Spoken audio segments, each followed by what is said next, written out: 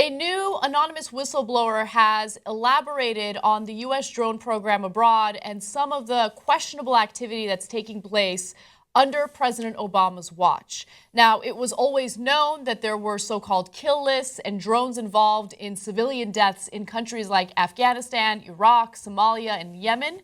But it turns out that the situation is much worse than we even expected, and I'm about to give you the details.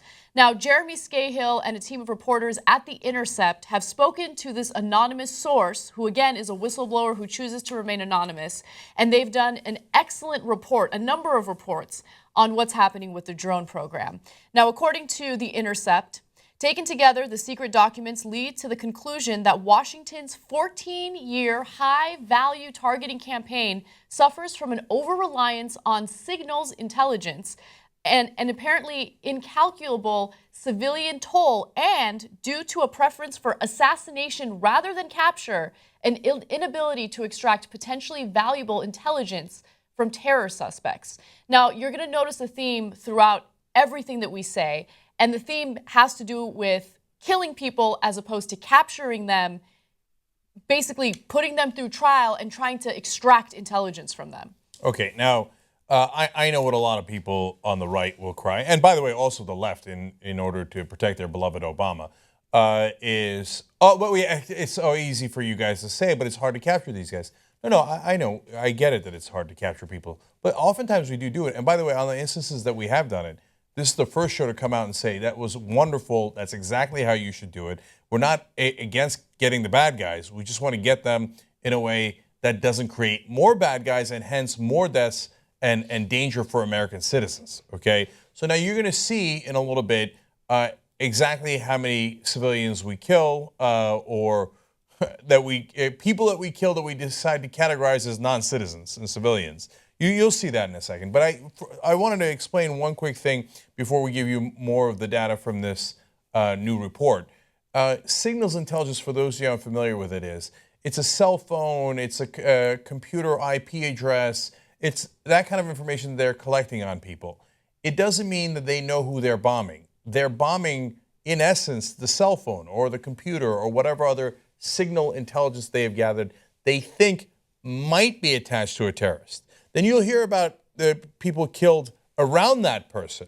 But understand that even when they get what they think is their intended target, they do not oftentimes have a human being attached to that target. They just have data, metadata attached to that target. So as you'll see in one of the quotes, the source from the government says, sometimes it's their mom.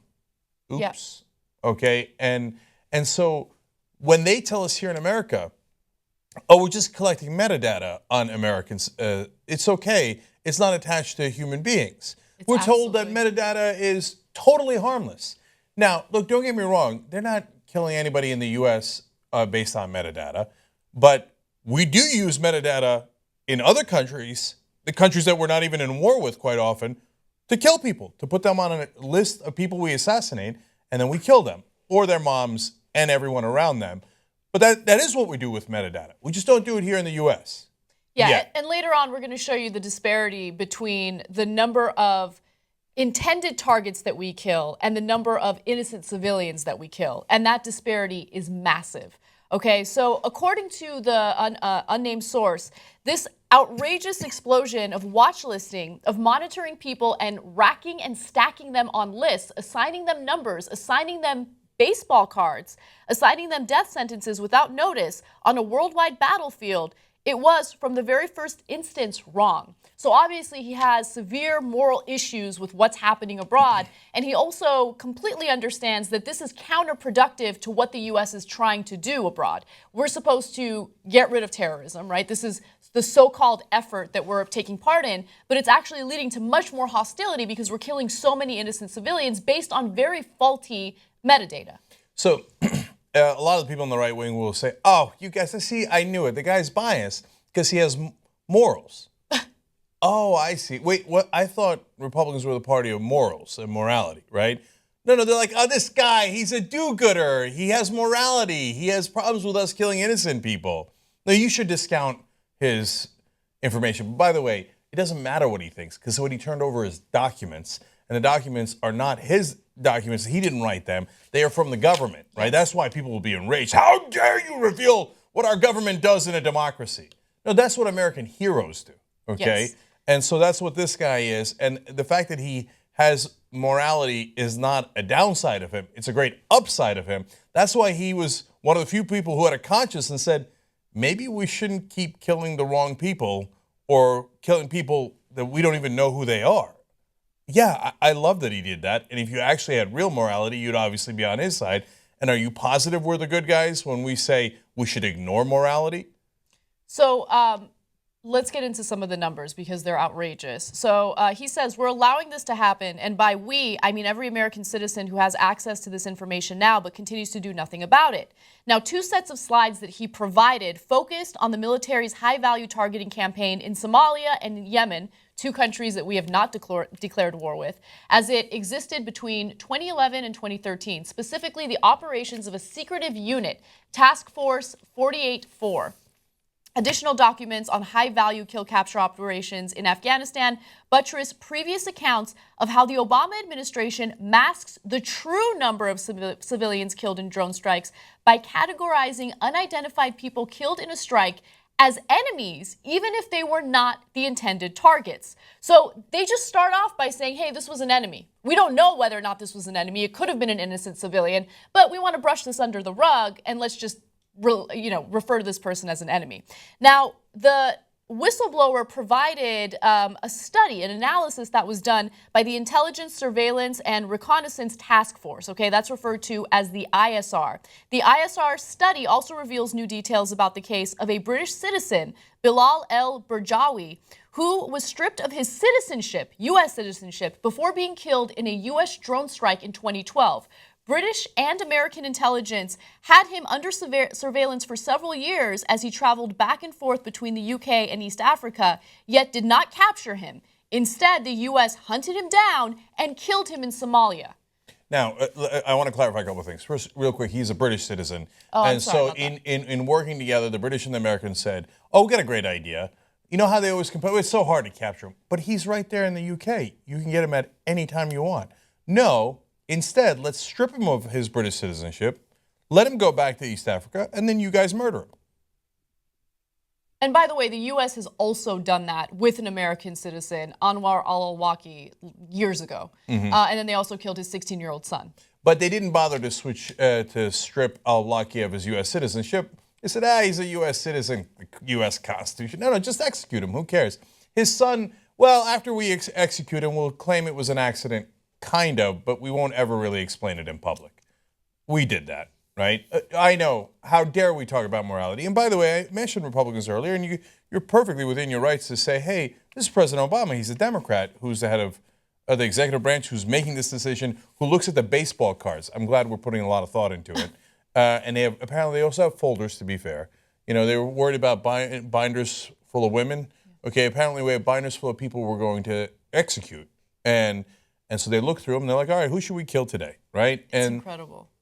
So now it's definitely bipartisan. Bush did it. Obama did it. Obama has, if anything, expanded it. So I don't want anybody to get me wrong on that. But the Republicans complain about all these conspiracies, right? Oh, Jade Helm 15, where the government is going to take over Texas. The government already has Texas. They don't need to take it over. Okay, here we have Task Force 48-4. It's real. It exists. We have a government insider who tells us about it. And you know what it is? It's a death panel, literally. So all the, oh my God, Obamacare is going to set up death panels. No, Obamacare actually saves people's lives, right? That's a good thing that he did. In this case, he takes lives away, and not a single Republican complains about it. Okay, but all that executive authority, all those executions, all the death panels they warned you about, yet when Obama does it, when Obama, who they despise, does it, not a peep. Because when you execute innocent people, oh, they love it. It's not just Republicans, Cenk. It's Democrats as well. Oh, okay? definitely. If anything, Republicans want more. Republicans are constantly criticizing Obama for being weak on national security. How is he weak when he took Bush's policy and expanded on it? His drone program is worse than Bush's drone program, and he's been doing it for years, hasn't stopped, even though there's been a little bit of criticism. And whenever it comes to foreign policy, I think of senators like Dianne Feinstein who go on TV and they talk about how, oh, we need to really amp up our national security and our efforts abroad because those terrorists have bombs, really big bombs. I'm quoting her verbatim there. And of course, when Feinstein herself was spied in on by the CIA, then she was outraged. How dare you do that? Oh, spying on American citizens, no problem. Killing people abroad without any trial or evidentiary proof in any other court, totally fine. Just strip them of their rights and then murder them, right? No problem at all. You spied in on me? That's an outrage if you're Dianne Feinstein, because you're only supposed to protect the powerful and attack the powerless. Now, if you say, hey, some of these guys are probably bad guys, yeah, they probably are. I hope, and there's no evidence, that they're not picking random people like, I don't know, let's bomb that guy and that guy, right?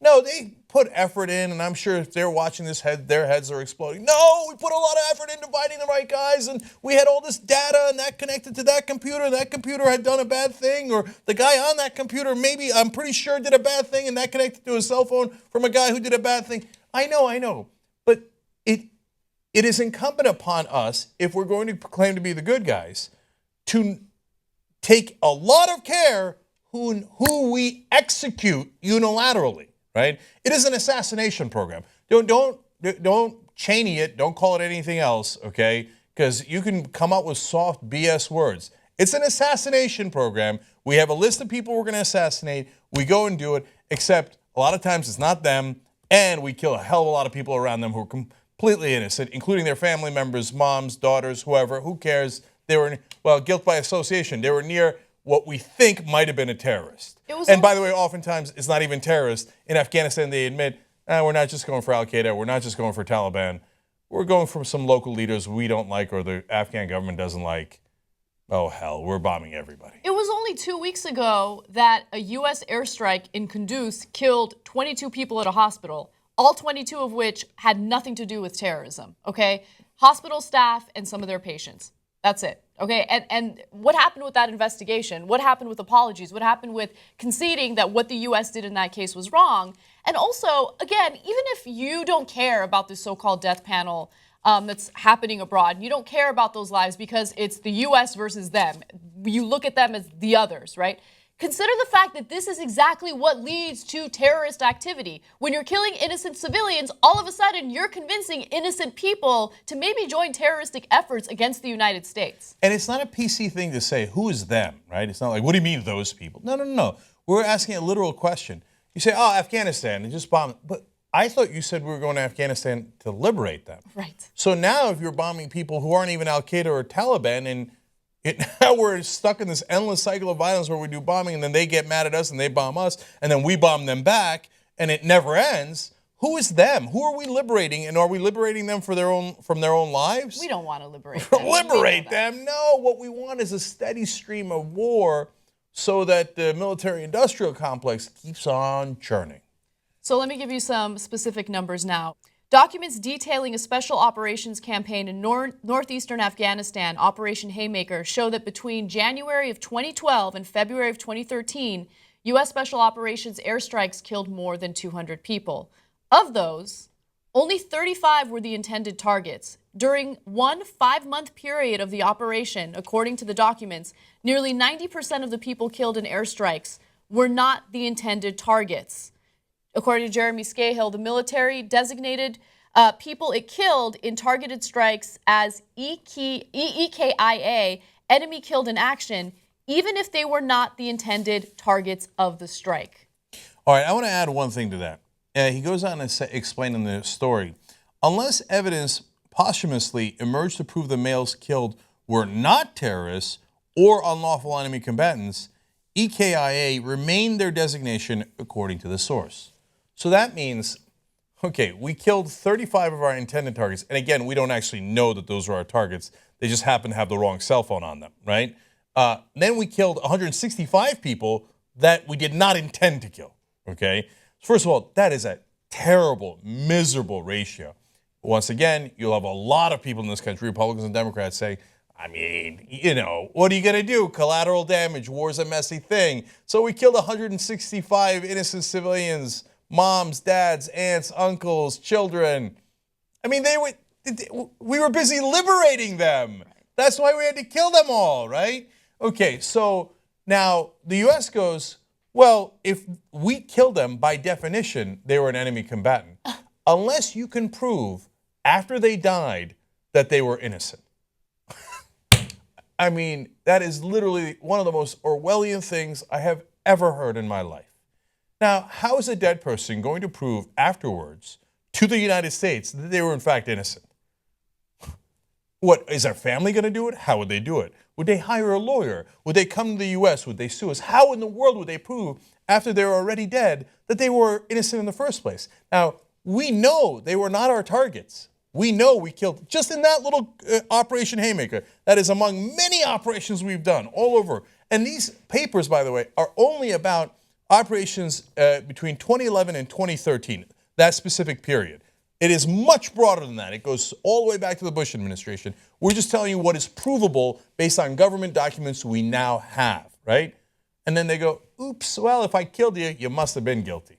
So the whistleblower had one more thing to say that I think you guys need to hear. He said, there's countless instances where I've come across intelligence that was faulty. So, we're all told all the time here in the U.S., man, we have got this down to a science. Don't worry, we got it. And he's like, look, it's computers and it's a lot of equipment. And do they make mistakes? Of course they do. In fact, he says, sometimes you'll be working on a case for all this time. In fact, let me give you his exact quote. He said, it's stunning the number of instances when selectors are misattributed to certain people. And it isn't until several months or years later that you all of a sudden realize that the entire time you thought you were going after this really hot target, you wind up realizing that it was his mother's phone the whole time. Oops. But do those lives really matter? I mean, they're Afghans, they're Somali, they're from Yemen. Do they really count? Do their lives really matter? I mean, aren't they all just collateral damage waiting to happen?